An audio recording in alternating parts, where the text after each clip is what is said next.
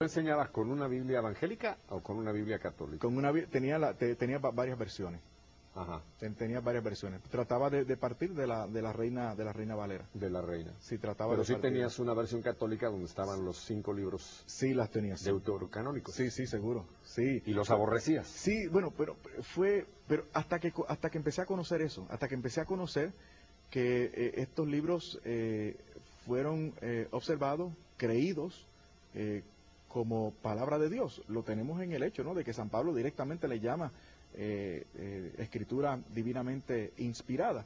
Eso para mí formó una crisis tremenda, más que nada también cuando me enteré que las primeras versiones de mi Biblia evangélica contenían esos deuterocanónicos y que fue por un interés meramente económico que los sacaron tarde en el siglo XVIII. Entonces, yo comencé a tener especial aprecio por esos libros deuterocanónicos. Y entonces, por ahí viene entonces la siguiente etapa de la crisis. Empecé a cuestionarme, caramba, con razón yo no creo que pueda interceder por mis familiares difuntos después de muertos, si lo hemos sacado de la Biblia. Sí. Estaba en Segunda de Macabeos, capítulo 12. ¿Sí? Con razón yo no creo que pueda interceder por mis familiares difuntos después de muertos. Si lo hemos sacado de la Biblia, estaba en Tobías 12:12, la intercesión de los santos y los ángeles. O sea, bueno, además de Jeremías 15:1, para que no crean que solamente en los deuterocanónicos. Está en Jeremías, esto de la mediación de los ángeles y los santos, está en Jeremías capítulo 15, versículo 1. Y aquellos que se creen que es el Antiguo Testamento nada más, pues vayan al Nuevo Testamento, Apocalipsis capítulo 5, versículo 8, y capítulo 8, versículos 3 y 4. O sea, es interesante esto que estás compartiendo, porque entre nuestro auditorio, yo estoy seguro que ahora mismo nos están viendo muchos evangélicos, seguramente nos están escuchando y van a decir, ¿qué está diciendo este hombre? O sea que esos libros eran realmente parte de nuestra Biblia Reina Valera y que los sacamos y que... Sí, es cierto. Y que ahora... Es cierto. ¿Sí? Es y entonces cierto. Esto te llevó realmente a una especie de un huracán interior. Sí, sucedió. Ya entonces ya me preocupaba bastante, tenía mucho cuidado con lo que enseñaba y con lo que predicaba. Descubrí cosas hermosas, por ejemplo, entre otras cosas, algunos amigos a los que les comenté sobre las crisis que estaba teniendo, me dijeron, amigos inclusive, colegas en la facultad, me dijeron, regresa al libro de los Hechos de los Apóstoles, porque de ahí salimos nosotros los pentecostales. Y yo le decía, no, es que la iglesia nuestra tiene 100 años, ¿sí? Pero olvídate de las iglesias nuestras, es el ideal pentecostal lo que tú quieres. Y yo, pues vamos al libro de los Hechos entonces a estudiar. Entonces, ahí fue la próxima etapa de la crisis, el libro de los Hechos. Yo esperaba encontrar mi denominación pentecostal en el libro de los Hechos y me encontré con la iglesia católica. En el primer capítulo, el Señor le dice, recibirán poder cuando venga sobre ustedes el Espíritu Santo y me seréis testigos en Judea, en Samaria y hasta los confines de la tierra. Creo que estaba diciendo, esta iglesia mía es universal, católica. En el capítulo 1, versículo 14, se menciona a la Virgen María, la única persona que se menciona por su nombre. O sea, sí, señor, se señala como un miembro eminentísimo de aquella primera iglesia. Y eso es importante porque en la mentalidad judía de aquella gente, la madre no era la esposa del rey, la madre era la madre del rey. Era la concepción monárquica de aquella gente de que la madre del rey era legítimamente la reina.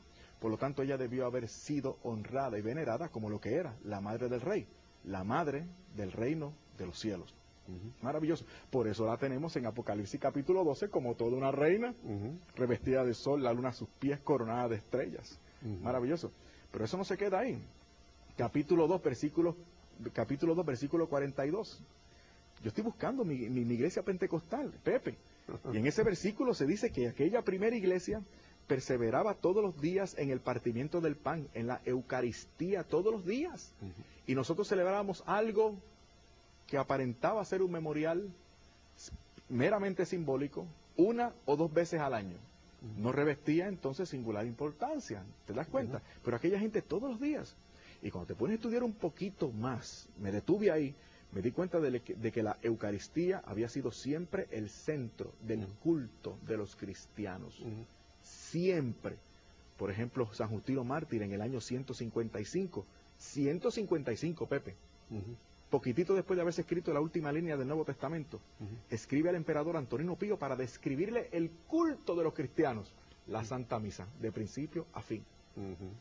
Y dice el versículo 42 del capítulo 2 de los Hechos que perseveraban también en comunión con la doctrina de los apóstoles. Y ahí descubrí que aquella primera iglesia a la cual yo quería pertenecer era apostólica.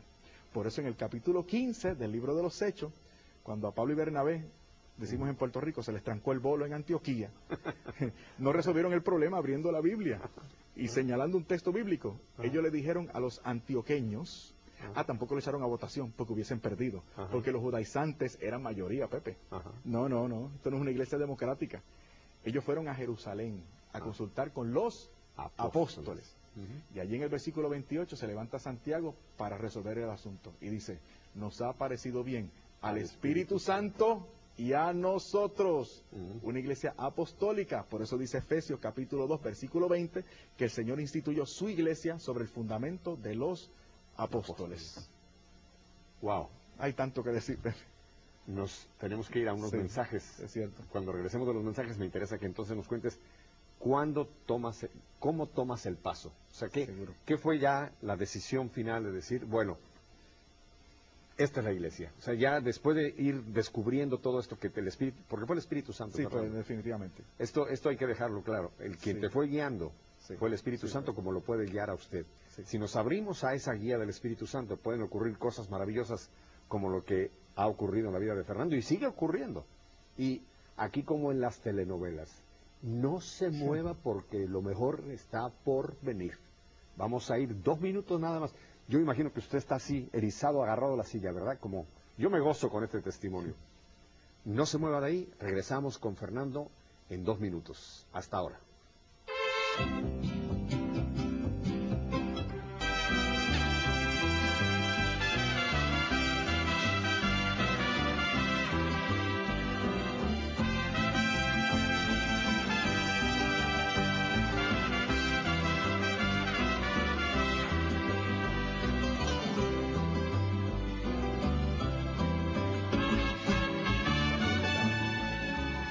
Aquí estamos de vuelta con Fernando y oyeron ustedes a la salida y a la entrada esta cortina que nos han puesto mariachis mexicanos.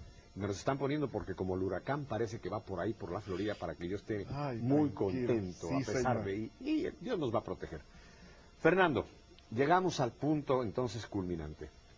Ya has empezado a descubrir la iglesia, la Eucaristía, has empezado a descubrir la iglesia apostólica, has empezado a descubrir los sacramentos, María, etcétera. Sí.